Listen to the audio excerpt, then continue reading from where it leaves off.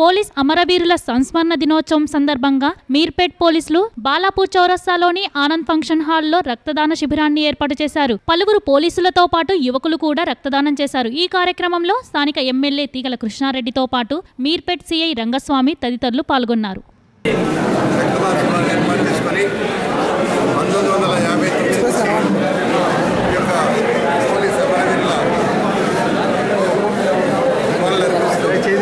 వారి పేరు మీద రక్తదాన శిబిరం ఏర్పాటు చేసి మీర్పేట్లో పిల్లలకు ఏర్పాటు చేయడం చాలా సంతోషమైన విషయం.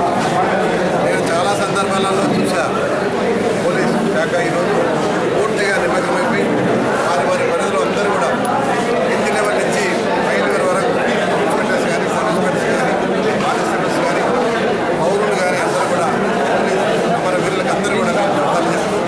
ఎందుకంటే ప్రజల అవసరాల బాగుండాలన్నా మౌలిక సదుపాయాలు కల్పిస్తానన్నా పోలీసు వ్యవస్థ చాలా గొప్పది.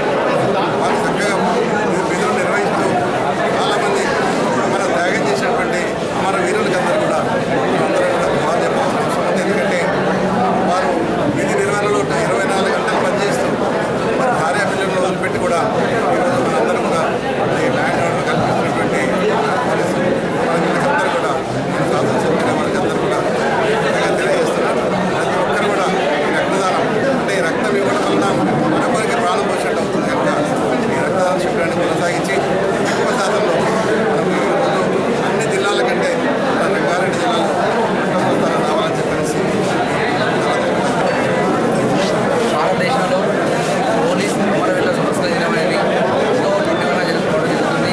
యాక్చువల్గా మన చరిత్రలో మొట్టమొదటిసారి 1959 అక్టోబర్ 25 మన చైనా మన భారతదేశం బార్డర్లో టిబెట్ అనే ప్రాంతం దగ్గర నడక అనే ఒక ఏరియా ఉంటుంది. అది ఈరోజు మన యొక్క టూరిస్ట్ ప్లేస్.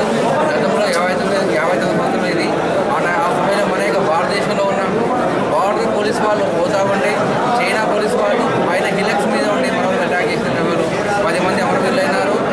ఆ అమరవీరులు అయిన తర్వాత శవాలను మనకు కనీసం ఆఫ్టర్ 3 months అంటే నవంబర్ 13 శవాలు మనకు అప్పగించిన తర్వాత మనం చాలా బాధాకరంగా భావించుకొని అప్పటి నుంచి 1960 నుంచి అమరవీరుల సంస్కృతి తెలుసుకోవాలి. పోలీసులు ఒక ఇంపార్టెంట్ ప్లేస్ ఉన్న ఉద్దేశంతో మన భారతదేశము సాంప్రదాయబద్ధంగా ఈ యొక్క పద్ధతి పాటిస్తుంది. అప్పటి నుంచి ప్రతి సంవత్సరము పోలీస్ అమరవీరుల సంస్కృతి దేశంగా ప్రభుత్వము అధికారపూర్వకంగా నిర్వహిస్తుంది.